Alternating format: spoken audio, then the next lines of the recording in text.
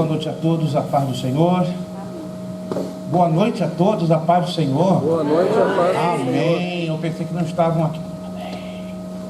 Mas amém, entendemos que o dia de trabalho para alguns foi difícil, foi apertado, algumas dificuldades, alguns chegaram a esse lugar bem pesadinhos, mas daquela porta para dentro, vamos colocar nosso pensamento, nosso foco, nosso coração, nossa garra, nossa atenção à pessoa da santa palavra de Deus e do Senhor Jesus que está em nosso meio, amém? Eu sei que é difícil às vezes, né, vir para a aula cansado, sobrecarregado por tantas dificuldades e aflições, mas nós somos renovados na presença do Senhor através da ministração da sua palavra. Alguns rápidos avisos, né, para que vocês não se esqueçam. Nós estamos hoje na penúltima aula desta matéria de bibliologia. Meu Deus, já estamos então já fechando esta matéria. Nós temos a aula de hoje e a aula da próxima semana, então será a última desta matéria, tá? E o que vai acontecer na última aula? Alguém sabe? Tem um bolo para ser comido nesse dia? Hã? Provinha, né? Provinha. Alguns falam entre os dentes, provinha, né? Não sei vocês, mas eu amava quando chegava o dia de prova da minha escola, né? Todo mundo rangia dentes, entrava em pânico e desespero. Eu ria, tinha acesso de gargalhada. Você acredite ou não? Mas o objetivo da prova não é prejudicar nenhum de vocês, mas pelo contrário, é para fazer uma avaliação, né, do quanto vocês estão lendo, estudando, se dedicando, e eu entendo que todos aqui estão dando do melhor de si, tá? E a provinha será toda baseada naquele questionário de 40 questões, perguntas, e nós vamos selecionar 12. Fique tranquilo, ninguém vai infartar por causa de 12 perguntas de múltipla escolha, tá? A provinha vai acontecer perto de 9h30, 9h40, porque estamos calculando que em 15 minutos você pode fazer essa prova sem nenhuma dificuldade, né? A menos que você não releia, não repasse a apostila e não faça, não é, uma recapitulação. A ficha de chamada número 2 está sendo passada. Peço por gentileza que não deixe de colocar a sua ficha, o seu nome, né, conforme está aí, tá? E o número de telefone, porque eu acredito que já a partir da segunda matéria já teremos uma ficha já um pouco mais definitiva, mas também levando em consideração que teremos também ingresso de novos alunos. Terceira coisa, já estamos no mês de fevereiro, né? Aí os irmãos fiquem bastante à vontade. As mensalidades do mês de fevereiro já estão em aberto, mas não se esqueça que o prazo limite é o dia 20. Se o aluno se esquecer e pagar no dia 21, vai pagar uma multinha de $5, como é normal, né, em qualquer instituição de ensino, na sua conta de luz, de gás, de telefone, etc. Se você passa da data de vencimento, claro, se cobra uma multinha pela questão da manutenção, tá? Se você por alguma razão chegar no dia 20 e tiver dificuldade em fazer o seu pagamento mensal, é só conversar com a gente que a gente trabalha com uma data de extensão para você, mas não deixe de se comunicar, que é importante sempre a comunicação, ou via WhatsApp no meu privado, ou via telefone, e aí chegamos ao denominador comum que precisamos chegar, certo? No dia 16, então, começamos a nova matéria. Qual vai ser a nova matéria? Alguém se lembra? Se é que está levando em consideração, porque eu sugiro que você tenha sempre essa folhinha no seu material. Eu sei que alguns na correria acabam esquecendo, mas é importantíssimo que você mantenha como eu ouvi longe, os evangelhos. Nós inclusive vamos dar hoje uma rápida pinceladinha, né? Já que estamos estudando a bibliologia, que é na verdade um panorama bíblico, certo? Então nós vamos dar uma rápida pincelada entre hoje e a próxima semana, falando sobre os evangelhos. Ou seja, nós vamos estarmos 5 semanas dedicados a estudarmos os 4 evangelhos: Mateus, Marcos, Lucas e João. E você com certeza, tem 100%, não é uma gota de exagero, você vai se surpreender. Você vai aprender coisas que nunca imaginou, porque estão dentro das escrituras, dentro dos 4 evangelhos. É uma coisa você aprendendo lendo e outra coisa você aprendendo estudando. Quero levar vocês na página de número 11, como vocês estão observando. É impossível trabalharmos com todo o conteúdo corrido da apostila. Então a apostila, na verdade, ela é uma bússola, ela é um referencial, né, para que o aluno seguir, faça a leitura, né? Nós sugerimos sempre que o aluno leia a apostila dentro do seu todo, e nós usamos os slides simplesmente para dar um endosso, um reforço, tá bom? Antes que eu me esqueça, irmão Fábio hoje está na responsabilidade daqueles que quiserem e puderem, né, fazer o pagamento do mês de fevereiro, é com ele, tá? Se você for pagar em cheque ou em dinheiro, comunique ao irmão Fábio. Se você for pagar pelo aplicativo, está aqui no quadro, pagamentos pelo Zelle, Berea Bible, 781-526-9065. Mas fique bem tranquilo, você tem até o dia 20 para proceder o seu pagamento, tá bom? Cash, cheque, irmão Fábio, aplicativo diretamente com o número que está ali no quadro. Vamos então à página de número 11. Página de número 11.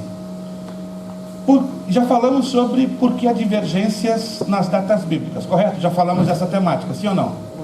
Já falamos um pouquinho sobre os livros poéticos. Eu quero dar um reforço sobre a visão dos livros poéticos e depois quero entrar nesta parte que é bem interessante, né? Há contradições na Bíblia. Então vamos na página 11 e vamos conhecer um pouquinho sobre os livros poéticos. São 5 livros poéticos da Bíblia Sagrada, a saber, Jó, Salmos, Provérbios, Eclesiastes e Cântico de Cânticos, Cantares. Esses livros foram escritos em parte nos períodos paralelos com os livros históricos. Em outras palavras, quando a trajetória histórica dos livros históricos, a trajetória do tempo, melhor dizendo, dos livros históricos caminhavam, de um lado, quase que paralelamente, também entraram os livros poéticos. Livro de Jó. O escritor, segundo alguns, é desconhecido. Então temos 2 hipóteses. Eu particularmente me inclino para a segunda. A primeira, desconhecido, número 1. Segundo, pode ser o próprio Jó, mas temos uma terceira, que eu repito, é o que eu vou expor agora, e ela é muito aceita nos meios teológicos. Tenha sido o próprio Moisés, o autor do livro de Jó. Como já falei, né? Outros atribuem essa autoria a Moisés. A data varia muito. Alguns afirmam em torno de 2000 a.C., outros entre 1580 e 1560. Então, a data é ainda um pouquinho incerta, mas estaria nessa faixa de 2000 a 1560 a.C. É o livro mais antigo da Bíblia, isso não há nenhuma gota de dúvida, devido a não citar nenhum outro livro ou personagem bíblicos dos demais livros sagrados. O tema deste livro, né, é um dos mais difíceis de se entender.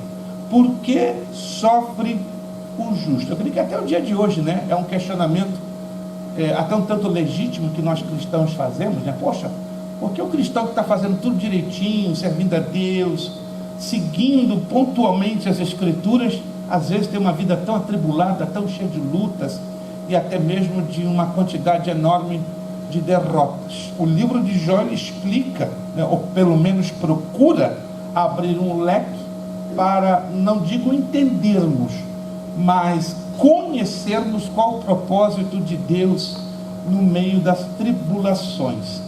Vou abrir um rápido parênteses só para fazer uma pergunta. Qual a opinião que você tem?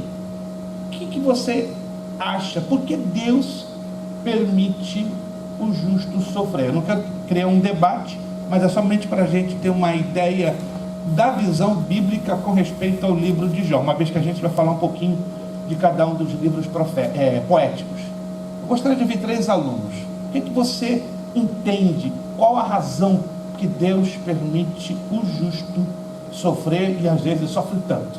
Para tratar o caráter? Para tratar o caráter. Boa abordagem, boa colocação. Outro aluno? Uma preparação para a gente. Uma preparação. Perfeito. E uma terceira opinião? Eu colocaria, pastor, que conseguir suportar. Acho que o outro, para dar capacidade para suportar. Todas essas respostas são legítimas, são bíblicas e são muito coerentes. Fora Jó, vocês sabem que um grande exemplo de sofrimento, claro, o sofrimento de Jó chegou a níveis, no plano humano, insuportáveis. Mas depois de Jó temos um outro grande exemplo de sofrimento, o Senhor Jesus Cristo, né? Porque o Senhor Jesus Cristo passou, basicamente ninguém passou. E aí ficamos com aquela pergunta, né? Ou aquela frase que se tornou até um jargão nas redes sociais: estou pagando o preço. Se a gente olhar na Bíblia, o que é, na verdade, pagar o preço, embora não exista essa frase, é exatamente o que Jesus fez. Ele foi a única pessoa, no plano bíblico e teológico, na verdade, que pagou o preço. Foi à cruz do Calvário, sofreu o que tinha que sofrer, os escárnios, a zombaria, o abandono, a coroa de espinhos, os cravos, as chicotadas, o golpe no seu rosto. E hoje em dia se usa muito mal essa expressão: estou pagando o preço. Quem já viu essa expressão? Ela é mal colocada na visão bíblica, né? Nenhum de nós, na verdade, conseguimos pagar o preço se formos colocar na comparação que Jesus fez, né? Nem Jó pagou o preço, mas ele passou por um processo de sofrimento demasiadamente grande, né? Que levou muitos questionamentos e tem levado até hoje no meio teológico questionamentos, né? É como lá no Salmo 77. Se você ler no Salmo 77, nós vamos ver uma pessoa que também questionou a Deus pela prosperidade do ímpio. Alguém se lembra? Quem foi essa pessoa lá no Salmo 77? Asaf. Asaf viu o ímpio prosperando, o ímpio bombando, o ímpio fazendo e acontecendo, e Asaf entra em parafuso. Não acontece muitas vezes isso comigo e com você? Você vê o ímpio crescendo, prosperando, acontecendo, e você que está fazendo tudo direitinho, parece que é entrando pelo bueiro. Mas o livro de Jó, quando nós estudamos, nós temos uma visão bem interessante, né? O sofrimento trabalha no nosso caráter, o sofrimento nos purifica, o sofrimento nos leva à dependência para com Deus, que é algo humanamente muito difícil. Nós, seres humanos, pensamos, né, que somos plenamente dependentes de Deus, e na verdade não somos, né? Alguém poderia, por gentileza, abrir o livro do profeta Naum, capítulo 1, versículo 3, é um texto, eu gosto muito desse texto. A parte B, Naum, você vai encontrar na Bíblia, tenho absoluta certeza. Está bem escondidinho, ele é pequenininho. Livro do profeta Naum, capítulo 1, versículo 3. Quem encontrar pode ler em voz alta. É a segunda parte, é a última parte. Se não me engano, esse versículo tem 2 frases ou 3. Você vai ler a última frase. E jamais inocente o culpado, A anterior. mas grande em poder. Naum 1:3? O Senhor é tardio em irar-se. Não. Quieto? Será que eu errei? Não, não é possível. Naum capítulo 1, versículo 3. Alguém pode ler diferente? O Senhor é tardio em irar-se, mas grande em poder e jamais inocente o culpado. Não, eu errei então. Vamos lá. Deixa eu O ver Senhor aqui. tem o seu caminho na tormenta, na tempestade. Aí está. O Senhor tem o seu caminho na tormenta E na tempestade. e na tempestade. Anote esta partezinha aí, como é importante. Muitas das vezes pensamos que Deus faz o seu caminho quando os ventos estão soprando positivamente na nossa direção. Mas quando parece que está tudo dando errado, né? Eu tenho certeza que você vive, não digo todos os dias, mas algumas vezes experiências que dá a entender que, meu Deus, eu estou de cabeça para baixo hoje. Quando você pensar que está de cabeça para baixo hoje, entenda que Deus usa a tormenta e a tempestade para fazer o caminho deles. Quantos de vocês já viveram ou estão vivendo algum tipo de provação? Vamos lá.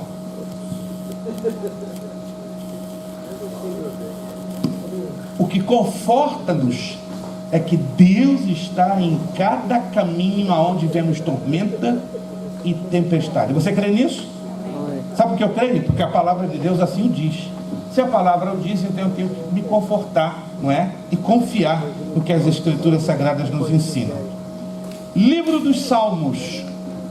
A autoria é Davi, Salomão, filhos de Asaf e os filhos de Corá. Algumas traduções trazem como Coré. Anote aí. Há muitas variantes de nomes na Bíblia Sagrada, de acordo com a tradução que você vai usar. tá? Aí alguns irmãos ficam confusos. Qual é o certo? Corá ou Coré?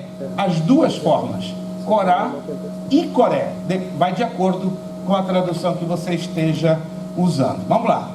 Trata-se de uma coleção de 5 livros, a saber, como já falamos, né? O Salmo do 1 ao 41, do 42 ao 72, do 73 ao 89, do 90 ao 106, do 107 ao 150. São hinários, salmos e poesias do povo israelita. Já falamos sobre as curiosidades do livro dos Salmos, tá? Já falamos, essa parte eu sei que já falei, então eu estou só recapitulando. Qual é a curiosidade mais chamativa que você vê no livro dos Salmos? Tem várias, né? Elas estão aí expostas nessa partezinha, nesse parágrafo, né? Lembrando que lá na página 12, um erro gráfico nosso teve que ser corrigido. Não é o Salmo 199, é o 119. Se você não corrigiu, corrija como 119. Mas qual é a maior curiosidade que nós encontramos no livro dos Salmos? Eu já vou dar uma dica. A maior curiosidade está ligada à maneira como identificamos os versos do livro dos Salmos. Qual seria essa curiosidade? Não são versículos, são versos. Se eu, por exemplo, deixa eu fazer aqui no quadro.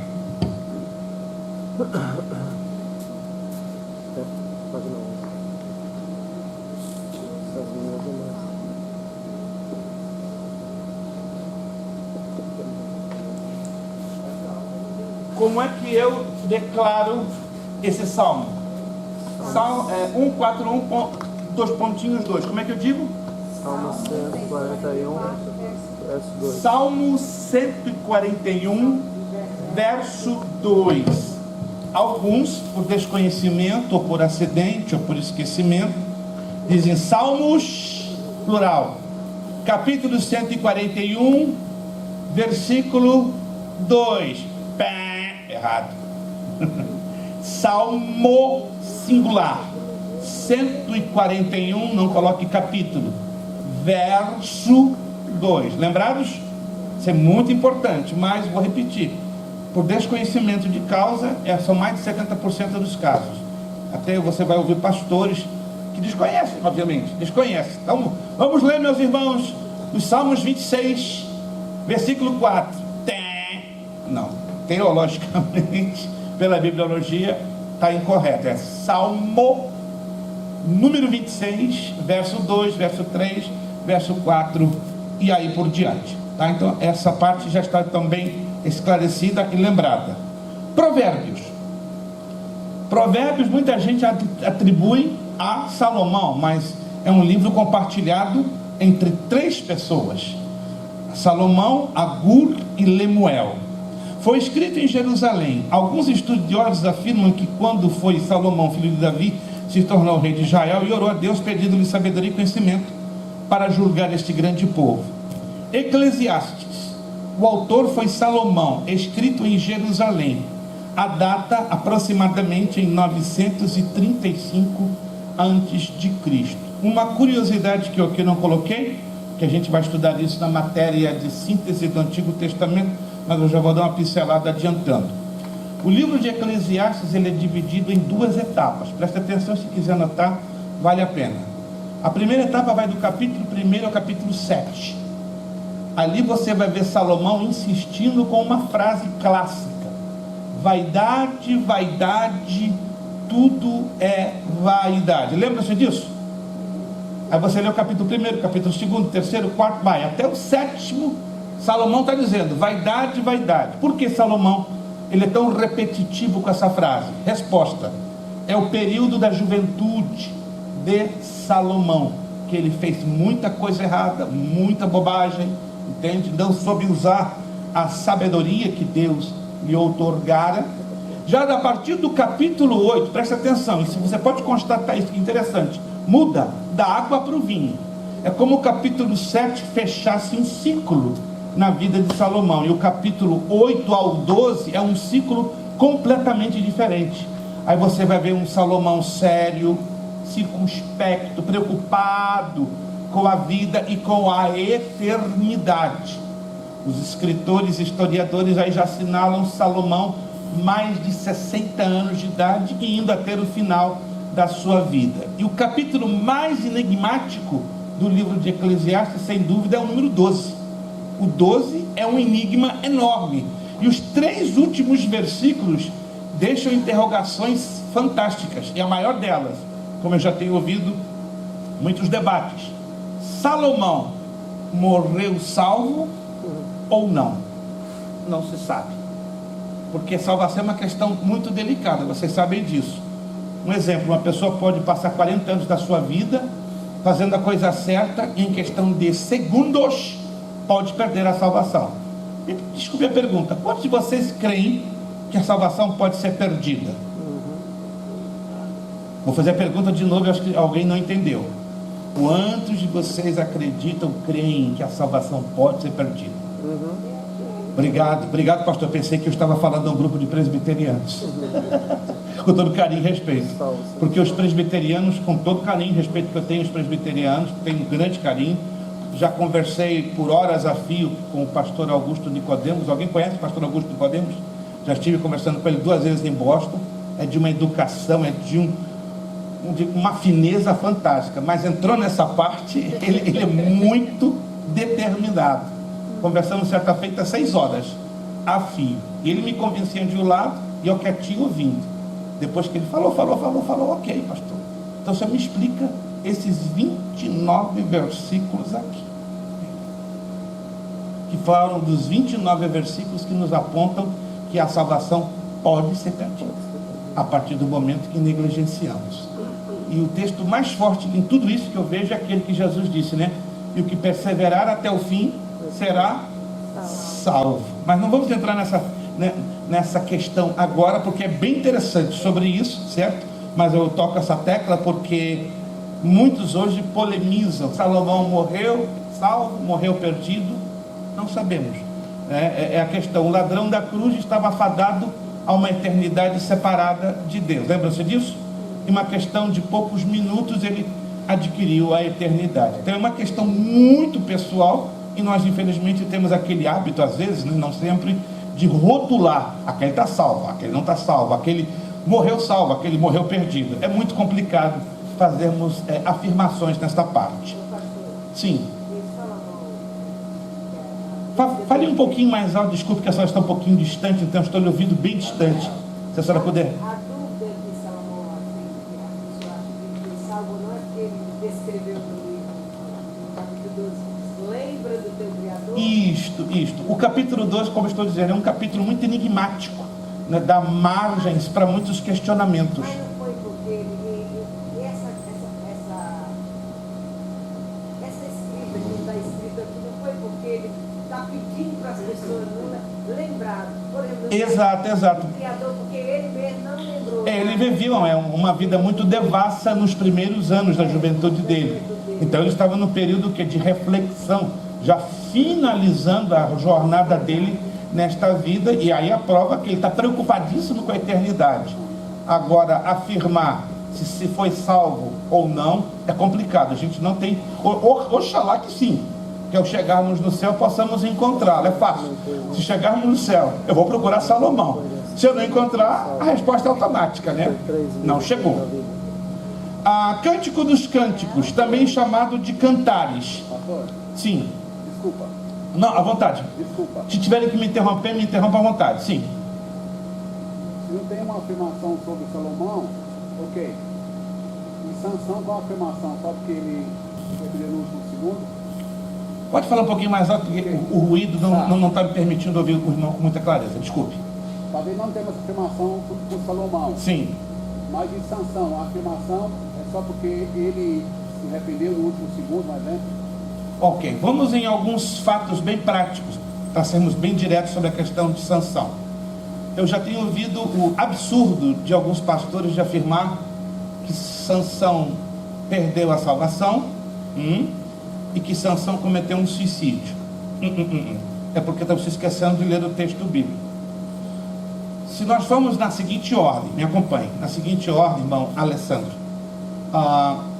Sansão fez o que fez, errou, pecou, Diz a Escritura lá no capítulo 19 do livro de Juízes, é um dos versículos mais impressionantes, né?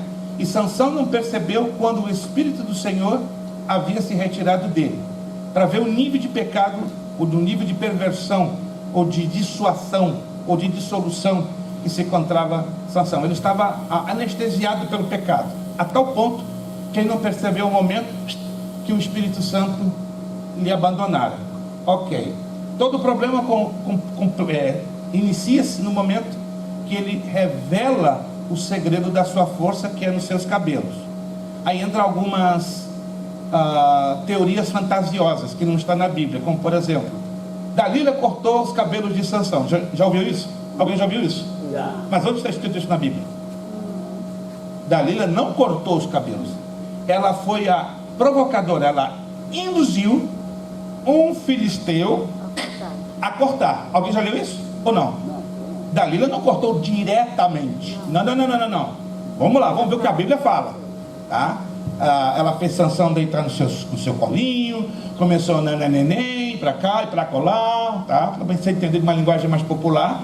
E ela já tinha uma pessoa no gatilho, e essa pessoa, supostamente um soldado filisteu, foi lá e tchum. E no momento que corta o cabelo de Sansão, ele perde a força. E aí diz a Escritura, e ele não percebeu que o Espírito Santo lhe abandonara.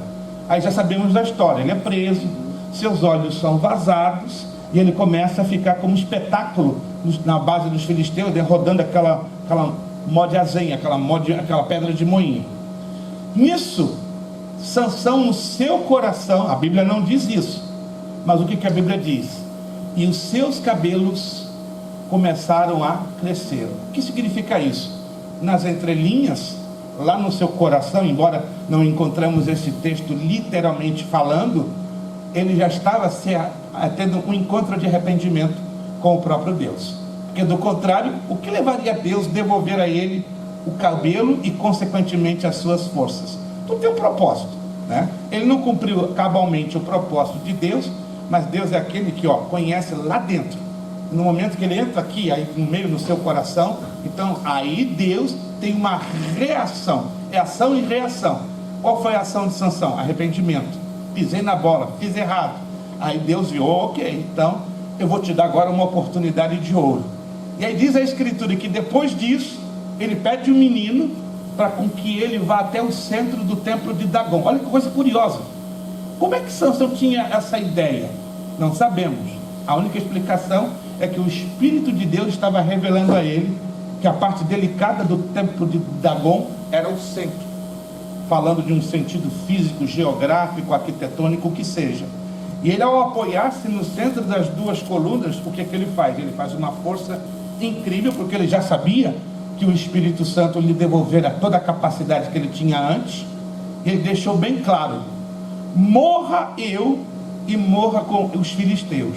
Mas na verdade ali foi um sacrifício, que foi o mínimo que Sansão sentiu no seu coração em fazer. E Deus aceitou aquele sacrifício, porque se assim não fosse, o que levaria a Deus devolver a força a Sansão? Então Sansão ali não cometeu um suicídio, como alguns insinuam, mas foi um sacrifício que agradou a Deus. Morreu ele e morreu, né? Diz a Escritura, né, que ele matou mais gente ali do que em toda a sua existência.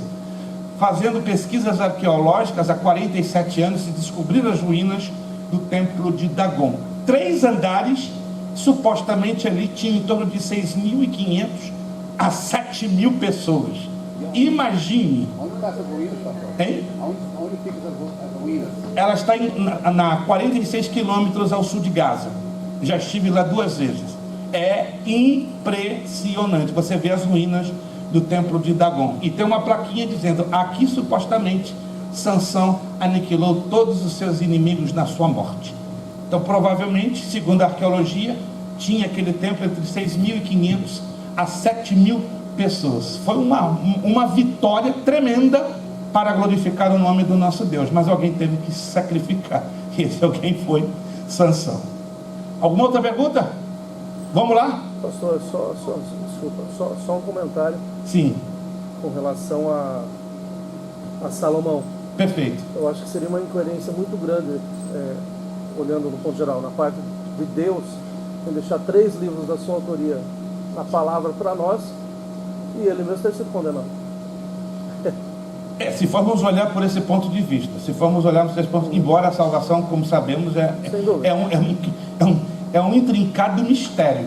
É questão de poucos segundos, mas se a gente torce, um bom sentido, pela coerência que ele tem abraçado essa oportunidade. Mas se não, é fácil que eu não vou saber.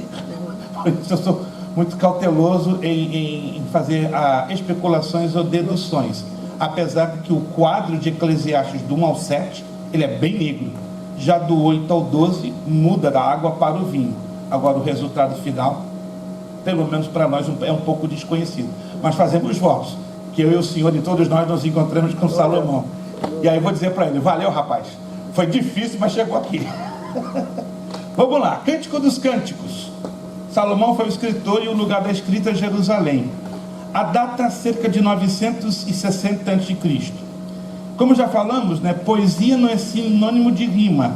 Agora, rima é sinônimo de poesia. O que caracteriza uma poesia é a expressão de sentimentos, como no caso das poesias israelenses. O problema que muitos de nós temos é quando lemos Cântico dos Cânticos e tentamos interpretar na nossa mentalidade ocidental e latina.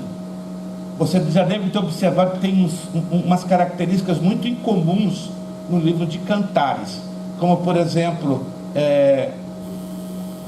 o autor comparar a sua amada às éguas de Faraó. Hoje em dia, se você dizer para sua esposa: você é tão linda como as éguas de Faraó, vai ficar feio. Concorda comigo? Não, vocês estão concordando comigo? É ruim. Porque na nossa cultura latina e brasileira, se você chamar sua esposa linda como égua de Faraó, a coisa pode dar divórcio, pode dar pancadaria, pode ter agressão doméstica, violência doméstica, porque é uma questão cultural, gente. Aí você vai estudando, você vai descobrir que o padrão de beleza da época de Salomão não eram olhos azuis, cabelos loiros, modelo estilo de Gisele Bündchen, não, eram as éguas de Faraó, padrão de beleza da época, porque tinha uma crina penteadinha, um corpo musculoso, pelo lavadinho, penteado. Gente, era padrão de beleza. Então era uma honra para uma esposa receber esse elogio do seu esposo: minha filha, você hoje está linda como as éguas de Faraó. Fala sério, o que você arrumou? O penteado é o mesmo que você usa do penteado dos cavalos de Faraó, das éguas de Faraó, entende? Mas trazendo hoje para a nossa cultura, não funciona, entende? Alguém está me entendendo, gente? É uma questão cultural. O livro de Cantares, ele é simplesmente um livro de padrões culturais da poesia hebraica, que não faz muito sentido. Por isso que temos que ter muito cuidado ao lê-lo, para não dar a interpretação ao pé da letra. E pelo fato que muitos desconhecem o sentido correto de interpretação, cai naquele problema, né? Você, obviamente, já ouviu muitos hinos dizendo que Jesus é a rosa de Saron. Alguém já ouviu isso? Se você estudar Cantares, você vai descobrir que não é Jesus a rosa de Saron. E agora? Quem é a rosa de Saron quando você estuda Eclesiastes? A igreja. Todas as características que estão ali apontam diretamente para a igreja. E aí você me pergunta: e por que criou-se hinos colocando essa abordagem? Desconheço. Realmente já fiz inúmeras pesquisas, é um negócio bem curioso. Uma outra terceira curiosidade do livro de Cantares, o tempo não me permite fazer essa abordagem com detalhes, né? Nós vamos estudar no médio em teologia, para os que forem para o médio em teologia, uma matéria chamada livros poéticos. Aí você vai descobrir que o livro de Cânticos dos Cânticos, além de ser um livro voltado para a cultura judaica, para a poesia judaica ou hebraica, ali é interessante, tem um simbolismo muito forte com respeito ao relacionamento sexual entre um homem e uma mulher. Todas as características, tá? Só pincelando por cima, do ato sexual estão dentro dos capítulos de Cantares. Alguém já observou isso? É impressionante, os movimentos da mão, os movimentos do corpo, da cabeça, se você lê com atenção. Claro, tem alguns textos, algumas abordagens que são muito sutis, você não consegue detectar 100%. Mas se você dá uma passadinha de olho, vai perceber que não é uma poesia qualquer, é uma poesia que enaltece, né, o ato sexual no sentido mais puro, mais sublime e mais nobre. Mas a gente vai entrar nesses detalhes bem lá na frente, quando estivermos estudando esta matéria. Vamos entrar sobre os livros proféticos, para que depois eu chegue nesta parte ali que está nos slides. Os livros proféticos são 17 unidades, divididos em 2 grupos, 5 livros chamados de profetas maiores e 12 chamados de profetas menores. Todos eles têm a mesma autoridade. O que define maior e menor é o período do ministério do profeta e o seu grau de influência entre o povo. Os 5 profetas maiores são Isaías, Jeremias, Lamentações, Ezequiel e Daniel. Os 12 profetas menores são Oséias, Joel, Amós, Obadias, Jonas, Miqueias, Naum, Abacuque, Sofonias, Ageu, Zacarias e Malaquias. Esses livros foram escritos em partes e períodos paralelos com os livros históricos. Em resumo, o Antigo Testamento não se trata do fundamento dos apóstolos e dos profetas, ele é somente uma profecia, uma promessa dele. O Antigo Testamento ainda não terminou, ainda falta uma semana de anos, isto é, 7 anos, os que foram interrompidos com a morte de Jesus Cristo. Leia com entendimento, aí se declara as 70 semanas de Daniel. Nós vamos falar disso de uma forma mais detalhada quando voltarmos a estudar, né, a matéria de escatologia, que serão as 3 últimas matérias, né? Escatologia 1, escatologia 2 e escatologia 10. Ainda que nós tenhamos tido aqui um seminário, mas nós vamos ir um pouquinho além do que nós estudamos no nosso seminário, para quem pôde fazer. Só quero abrir aqui uma ressalva sobre a questão da terminologia ou da palavra profecia. A Bíblia, ela trabalha com 2 ângulos diferentes sobre a palavra profecia, tá? Existe o dom de profecia, existe a profecia como palavra escrita e revelada, e a profecia como dom ministerial. O que é isso, pastor? Isso causa um pouquinho de dificuldade pelo fato que se generaliza. Dom de profecia, repito, profecia como palavra revelada e escrita, e profecia como dom ministerial. Eu não vou entrar nos mínimos detalhes para não gerar uma dificuldade, certo? Mas vamos tomar a palavra profético, aquilo que aponta para um futuro, tá? E aí se pergunta, por que alguns, não é uma crítica, eu me pergunto todos os dias, porque hoje entrou-se aquela, como é que eu posso dizer, febre, né? Jejum profético, semana profética, culto profético, jantar profético, encontro de casais profético.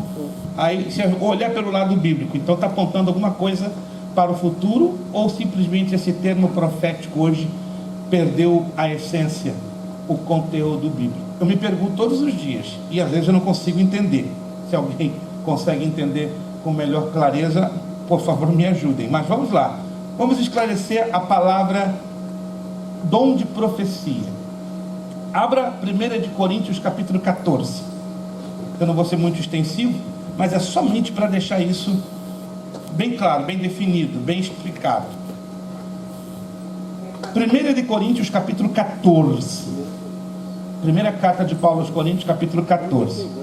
Anote aí, por favor. O capítulo 14 da primeira carta de Paulo aos Coríntios, eu costumo chamá-lo de manual de instrução e do bom uso do dom de profecia, do dom de línguas e do dom de interpretação de línguas. Repito, o capítulo 14, primeira carta de Paulo aos Coríntios, ele é considerado o manual de instrução ou do bom uso do dom de profecia, do dom de interpretação de línguas e do dom de línguas. Mas eu só quero ficar com o dom de profecia, tá? No Antigo Testamento, presta atenção, a profecia era um ofício. No Novo Testamento, a profecia se tornou um ministério e, consequentemente, um dom espiritual. Qual é a diferença disso? Hoje em dia, pelo desconhecimento bíblico, se rouba o contexto do Antigo Testamento de profecia e ele é colocado dentro do Novo. Mas eles trabalham de formas diferenciadas. Então, como seria o dom de profecia? Como o dom de profecia funciona dentro do Novo Testamento? 1 de Coríntios 14, 3. Qual a função do dom de profecia no Novo Testamento? Alguém pode ler para mim, em voz alta? Mas o que profetiza fala aos homens, edificando, exortando e consolando. Mas o que profetiza fala aos homens de que forma? De que forma? Edificando, exortando e consolando. Só, pastora Kátia. Alô? Como é que Deus usa o dom de profecia, ou como ele se manifesta hoje nos tempos do Novo Testamento? Alô? Alguém está me acompanhando? Edifica, exorta e consola. Edificar, exortar e consolar. Estão anotando? Edificar, exortar e consolar. Aí alguém me perguntou há algum tempo: pastor, mas peraí, tem um negócio estranho. Quando Deus usa alguém na igreja com dom de línguas e daqui a pouco interpreta e traz uma mensagem, aquilo ali é dom de profecia? Sim, mas agregado de outro dom. Como é que é? Como é que é? O dom de profecia no Novo Testamento, ele não trabalha sozinho, isolado. Sabe por qual razão? Pedro nos explica isso. Primeira carta de Pedro, capítulo 4, verso 10. Opa! Talvez o que eu estou dizendo aqui vai ser uma novidade, mas pelo menos há 47 anos atrás, o pastor Antônio Gilberto nos trouxe essa novidade. Primeira carta de Pedro, capítulo 4, versículo 10. Quem achar pode ler, por favor? Primeira carta de Pedro, capítulo 4, versículo 10. Servi uns aos outros, cada um conforme o dom que recebeu, como dom despenseiros da multiforme graça de Deus. Preste atenção nesse texto, se você puder anotá-lo e até fazer essas pequenas observações que nós vamos fazer isso agora. Ó, servir uns aos outros. Aprendemos aqui nesse texto que o dom que Deus nos dá, seja lá qual for, não é para o nosso uso próprio pessoal. Alguém está me acompanhando? É para abençoar o corpo. Servir uns aos outros. Deus não dá nenhum dom para ficar guardadinho, bonitinho, para o meu uso pessoal próprio. É para servirmos. Número 1. Número 2. Cada um conforme o dom que recebeu. Deus pode te dar um, pode te dar dois, pode te dar três, pode te dar quantos dons Ele queira. Como bons dispenseiros. O que quer dizer a palavra dispenseiros? Administrador. Vamos lá, dispenseiros, dispensa. Está despedido? Não. Guardar coisas. Guardar coisas. Um pouquinho mais. Não é apenas guardar coisas. Administrador. Administradores. Como bons administradores do que? Essa outra frase aqui, ela é uma chave maravilhosa. Do que? Da multiforme graça de Deus. O que quer dizer multiforme? O que vocês entendem por multiforme? Muitas formas. Muitas formas, muitos métodos, muitas maneiras. Olha que coisa linda. Então, no Novo Testamento, baseado em 1 de Pedro 4,10, os dons, ou o dom que Deus pode dar a mim ou a você, ele não trabalha de forma isolada, como era o dom de profecia no Antigo Testamento. Então, o dom de profecia hoje, ele trabalha combinado com uma multiforme, ou com uma capa de vários ao mesmo tempo operando. Como, por exemplo, quando Deus usa alguém para trazer uma mensagem apontando para o passado, o presente e o futuro, é de fato o dom de profecia, porque está edificando, consolando e exortando. Mas quando trata-se do futuro, aí entra a palavra de ciência, ou a palavra de conhecimento. Alô? Alguém percebeu isso ou não? Porque o que revela o passado, o presente e o futuro? É a profecia? Não, é a palavra de ciência ou a palavra de conhecimento. Mas o que fortalece, o que sustenta, o que anima é o edificar, é o exortar e é o consolar. Alguém está me entendendo? Isso é interessante, isso é o aspecto do funcionamento do dom no Novo Testamento. Tem uma Terezinha, tem uma pergunta. Eu já assisti vários trabalhos aqui lá no eu estou assim, não tenho conhecimento, mas assim, eu fico meio no meio do caminho. Às vezes Pedrinho? E disse assim, eu estou te dando um ato profético para você receber o milagre. E eu recebi, guardei a pedra, eu achei a pedra na boca. E assim, eu não vi que nada aos meus olhos acontecer. Então esse ato profético, ele é bíblico também, assim, essas palavras? Se formos a essa parte, né, eu não desejo hoje, pelo menos hoje, me estender nessa parte. Se nós olharmos que os atos proféticos eram muito normais no Antigo Testamento, porque não existia o novo, e nem a revelação do Espírito Santo, e nem a plena revelação da Escritura. No Novo Testamento eu só vejo um ato profético, e é no livro de Atos dos Apóstolos, né, quando o profeta Ágabo, né, usa algumas vestimentas, as retorce, apontando para o que iria acontecer com o apóstolo Paulo. Depois de Atos capítulo 21, através deste ato profético perpetrado por Ágabo, profeta, eu não vejo nenhum outro ato profético. Aí vamos chegar a uma conclusão. Os atos proféticos eram comuns no Antigo Testamento por 3 razões básicas. Primeiro, não tínhamos os 66 livros da Escritura Sagrada. Segundo, o Espírito Santo não residia, não morava no homem, ele estava no homem.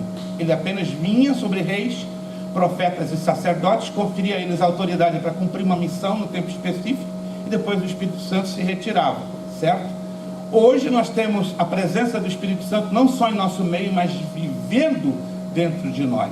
Hoje temos a revelação da boa, agradável e perfeita vontade de Deus através de 66 livros, ou seja, hoje nós temos um parâmetro fixo de fé.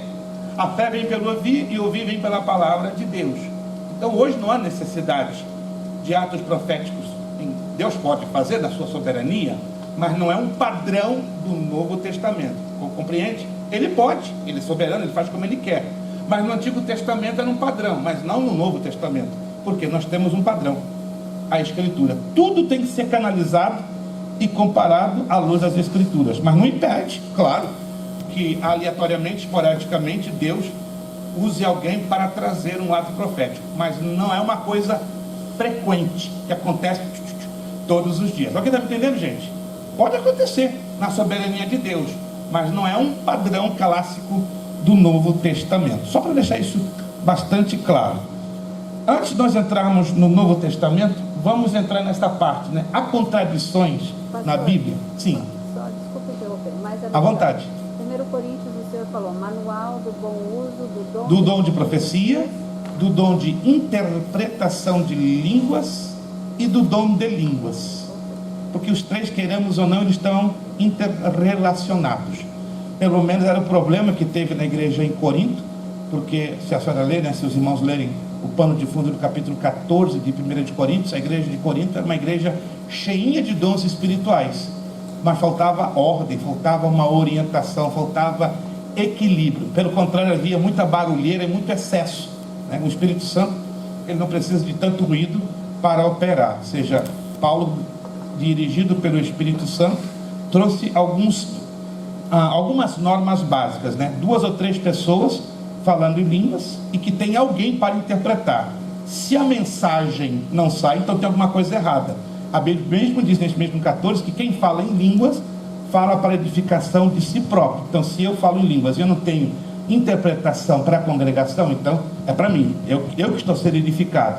Agora, se eu tenho uma mensagem da parte de Deus para trazer a igreja, tem que haver necessidade de um intérprete, mas tem que ser entre 2 e 3. Passou de 3, já vira bagunça. Era o problema da igreja em Corinto. Havia 7, 8, 9, 10, 20, tudo falando, e cadê a mensagem? E onde está a mensagem? Não tinha mensagem. Então se criou um caos na igreja ali em Corinto, e o Espírito Santo então orienta Paulo para trazer o quê?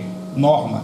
Tanto que lá no capítulo 14 diz que o Espírito Santo opera no meio da ordem e da decência. Ou seja, Deus não precisa fazer um barulhão para manifestar a sua graça e muito menos o seu poder. Contradições na Bíblia. Alguns de vocês já passaram os olhos lendo a Bíblia e já tiveram a impressão que tem coisa que não bate ou que caísse em contradição? Quem já teve essa impressão ao ler da Bíblia? Você está lendo a Bíblia, um texto, daqui a pouco você bate em outro texto que fala de um assunto semelhante e parece que gera uma contradição. Alguém já teve essa experiência? Somente a minha irmã? Ninguém mais? Então vamos entender que a Bíblia tem aparentes contradições. Além de não termos na Bíblia uma sequência cronológica exata, se torna necessário observar entre duas ou mais declarações aparentemente contraditórias o tempo é no qual uma urna que foi dita ou escrita. Muitas dúvidas são afastadas observando-se o tempo. Exemplo: porém disse o rei Araúna, mas eu te comprarei pelo devido preço. Assim Davi comprou o eira, pelos bois pagou 50 ciclos de prata. 2 de Samuel 24:24. Agora, olha esse texto aqui, ó. Davi deu a Ornã, Araúna, por aquele lugar a soma de 700 ciclos de ouro. 1 de Crônicas 21:25. Alguém já leu esses dois textos juntos? Ou separadamente? Vamos lá, sejam sinceros. Veja que interessante. Está falando do mesmo assunto. Estão me acompanhando? Sim ou não? Sim. Está falando do mesmo assunto, mas não tem uma contradição aí curiosa? 2 Samuel fala de uma maneira, 1 de Crônicas fala de outra maneira. Uau! Porque o coerente na minha lógica e na sua lógica tinha que ser a mesma coisa. Pelo boi pagou 50 ciclos de prata, mas aqui ele fala de 700 ciclos de ouro. É uma aparente contradição, sim ou não? É uma aparente.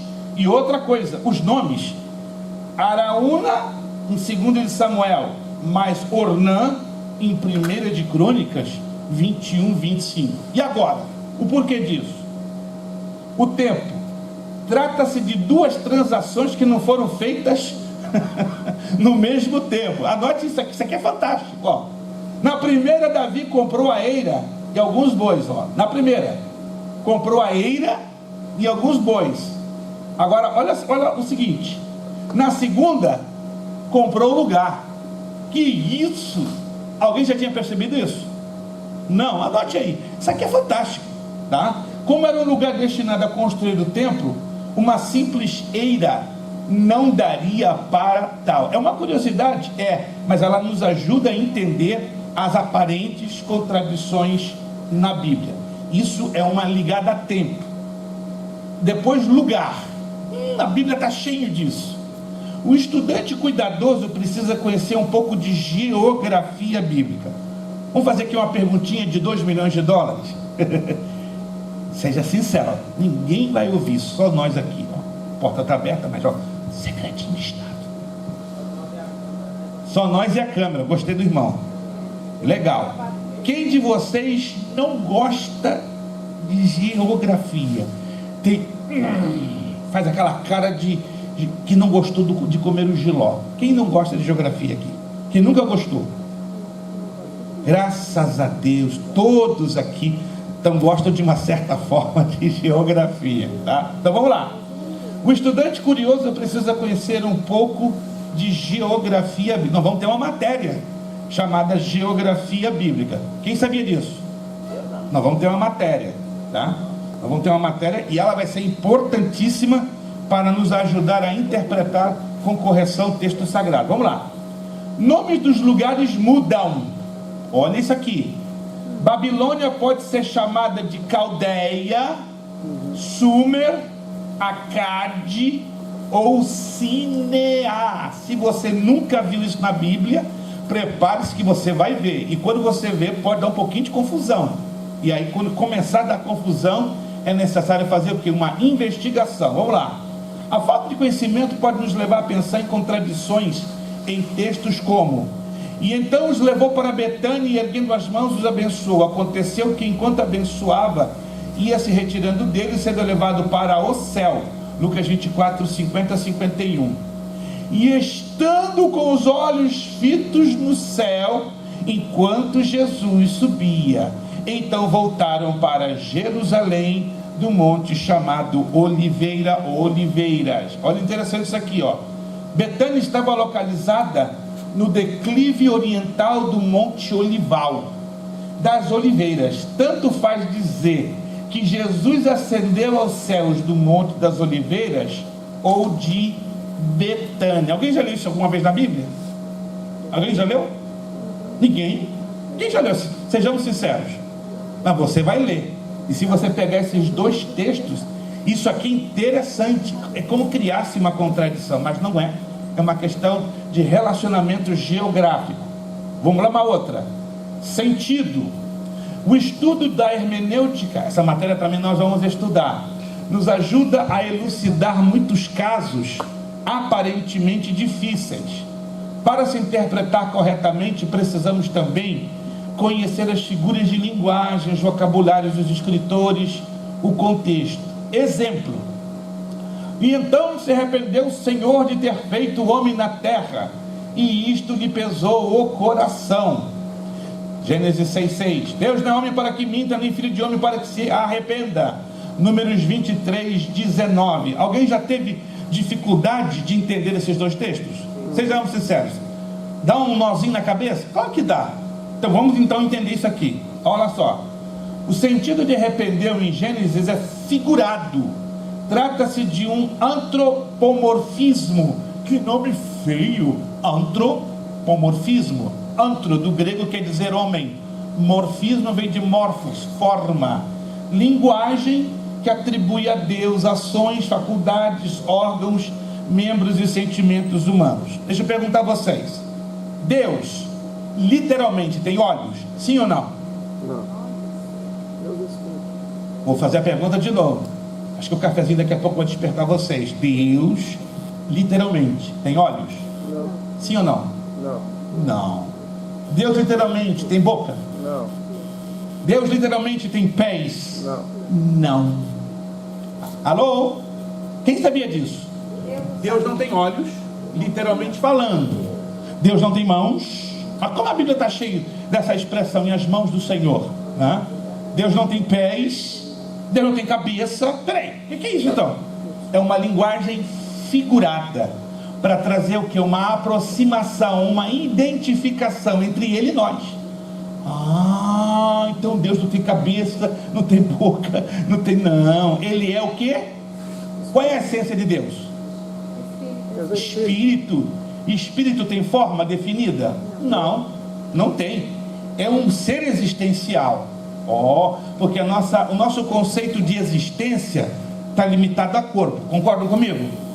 O nosso conceito humano de existência está ligado a corpo, ao que podemos palpar. Mas a Bíblia nos ensina que a existência ela transcende ao que é físico, ao que é palpável. A prova disso é o próprio Deus, não é? Os anjos e Satanás e os demônios. Sim, minha irmã. Uma pergunta. Então, quando Deus apareceu, porque no Antigo Testamento ele tinha o anjo do Senhor, que foi quando foram para Sodoma, e os anjos continuaram, ele continuou com Moisés. Então, esse anjo é Jesus? É o próprio Jesus. Boa abordagem da nossa irmã Zuleika. Anote aí. Quando você encontrar na Bíblia essa expressão, o artigo definido masculino no singular, anjo do Senhor, e Senhor com as letras maiúsculas, está se referindo ou uma teofania ou uma cristofania. Vou explicar a vocês o que é teofania. Teofania é uma manifestação pré-encarnada de Deus, ou uma cristofania, uma manifestação pré-encarnada do próprio Jesus. O anjo do Senhor acampa ao redor dos seus e os livra. O anjo do Senhor apareceu a Josué. O anjo do Senhor se revelou a Moisés. Ali é Jesus, uma cristofania. Nós vamos estudar isso. Então, Jesus que lutou com Jacó? 100%. Nenhum anjo que não fosse o anjo do Senhor aceitaria adoração. Lembra-se do anjo que apareceu para o apóstolo João cai de joelho e começa: não faças isso, não me adore, adore a Deus, eu sou um conservo igual a você. Agora, aquele anjo, aquele indivíduo que apareceu com uma espada desembainhada na entrada de Jericó: quem és tu?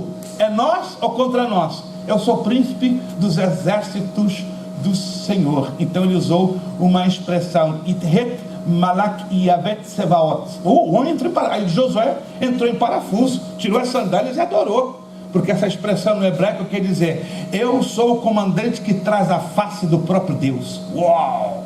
Malak Yoé no hebraico quer dizer o que traz o rosto do próprio Deus. E o rosto do próprio Deus é o próprio Jesus Cristo na sua forma pré-encarnada.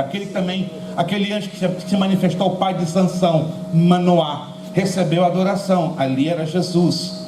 Em Gênesis capítulo 18, 3 indivíduos no cavalhão de Mamre estabelecem um diálogo com Abraão. Eram 2 anjos e um deles era o próprio Jesus. Então essa parte nós vamos estudar, uma riqueza muito linda, né? Jesus aparece em todo o Antigo Testamento. Por gentileza. Então, nós podemos entender sobre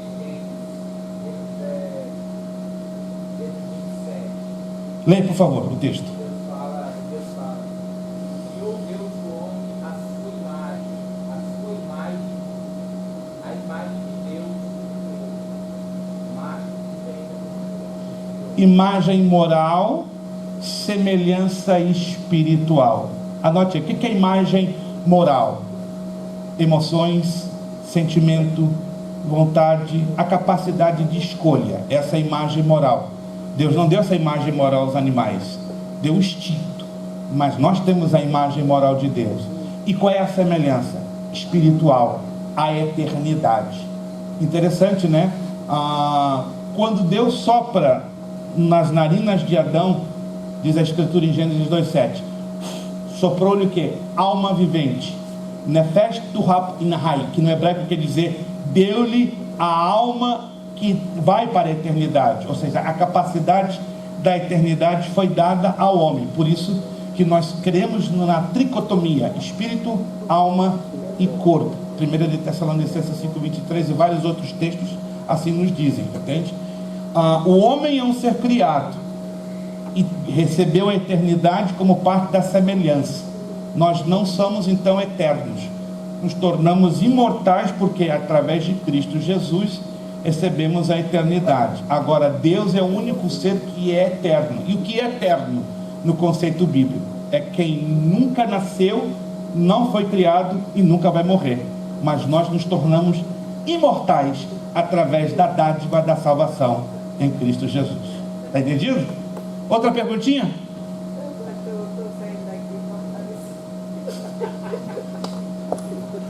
Nossa irmã Terezinha está recebendo a alegria do Espírito, que é importante. Vamos lá então. Já valeu 6 anos. Hein? Irmão Fábio está profetizando. Tá? Daqui a pouquinho ela vai abraçar e vocês vão dividir essa pontuação entre vocês. Vamos lá. Na realidade, Deus não se arrependeu como os homens se arrependem. Nós vamos entrar em 3 minutos para o nosso intervalinho, tá? Deus não se arrependeu como os homens se arrependem, apenas tomou uma nova atitude. Jonas capítulo 3, versículo 10. Porque o arrependimento do homem, para você entender melhor, é baseado numa atitude errada, num erro cometido. Pisei na bola, fiz isso, fez aquilo. Mas Deus não tem por que se arrepender, porque Ele é perfeito. Então o arrependimento de Gênesis é figurado, é para traduzir o peso do coração de Deus, não é? Ao ter feito o homem que se corrompera. Vamos lá. Tradução. Muitas das vezes a tradução não dá o exato sentido do original. Não é fácil traduzir exatamente de um idioma para outro sem poder acrescentar nada, dando o sentido real do original, sem deixar escapar alguma coisa. Exemplo: os seus companheiros de viagem pararam emudecidos ouvindo a voz, não vendo contudo ninguém. Atos 9:7. Os que estavam comigo viram a luz, contudo não viram a voz de quem falava comigo. Atos 22:9. Isso aqui dá confusão. É o mesmo livro, fala do mesmo assunto, porém em abordagens diferentes. E aí cria-se uma ideia de contradições. Vamos resolver esse assunto? Trata-se da construção do verbo grego akuo. Em Atos 9:7 é empregado com o genitivo, e em 22:9 com o acusativo. Esses são os tempos verbais do grego. Na Almeida Revista Atualizada, a dificuldade já está resolvida. Se você tem aí consigo Almeida Revista Atualizada, já está corrigido o problema. A confusão está na Almeida Revista Corrigida. Porque aparece a mesma declinação verbal. Então em Atos 22:9 o sentido de não ouvir é não compreender o sentido e nunca escuta.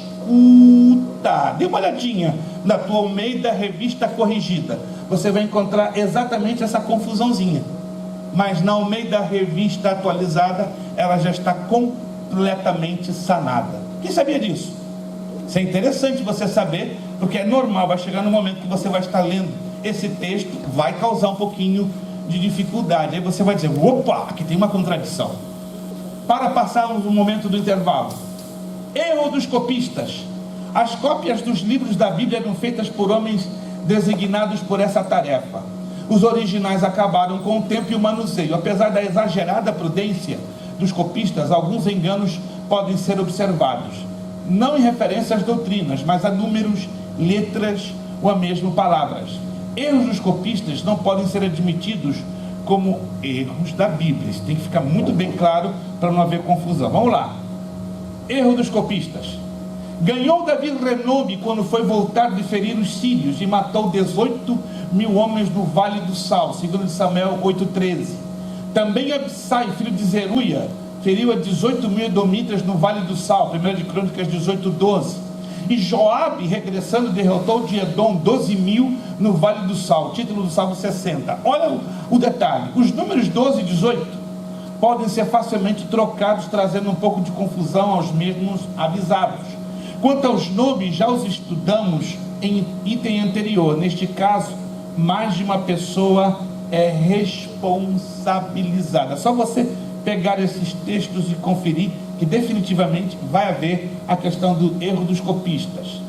Depois dos comerciais, nós vamos falar sobre títulos. Grande maioria dos títulos não encontrados nos capítulos ou parágrafos ou salmos não é inspirado. Então vamos falar de alguns títulos, inclusive dentro das parábolas, diferença entre contradição e diferença, arredondamento, complementação, exceção, sinédoque.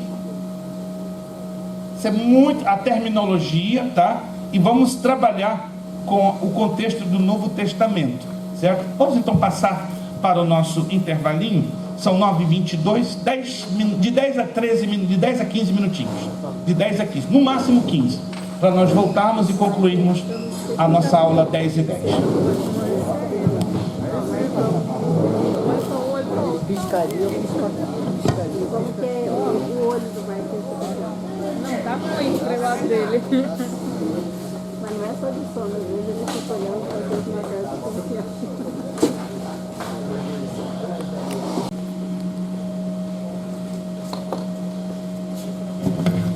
Perdão, repetindo então, estamos corrigindo os exercícios.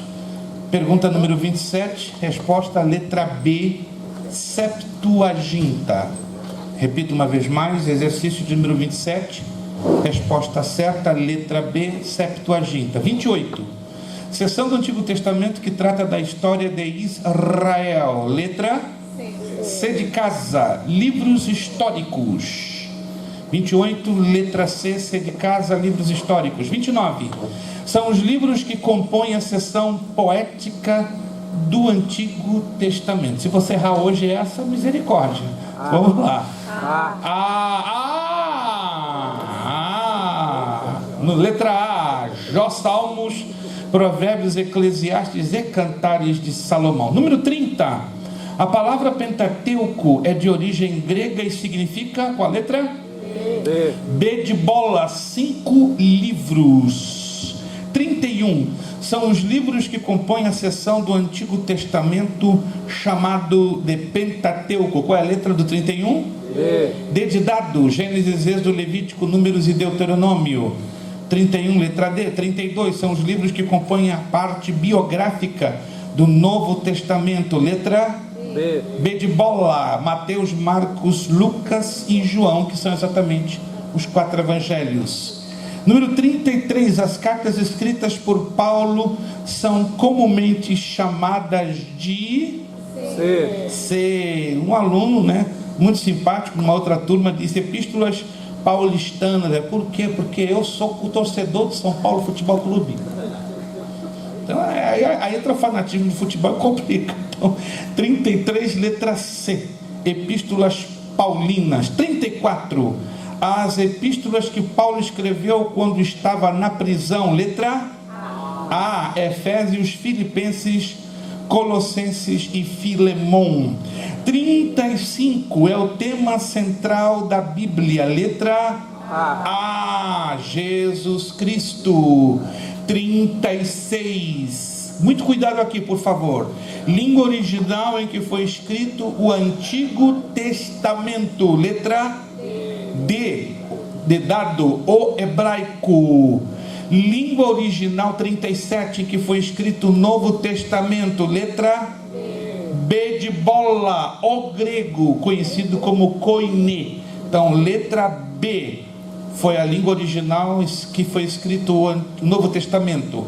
38, língua original que também foi utilizada para se escrever a Bíblia, mas com uma exceção de alguns livros apenas. 38, letra A, o aramaico.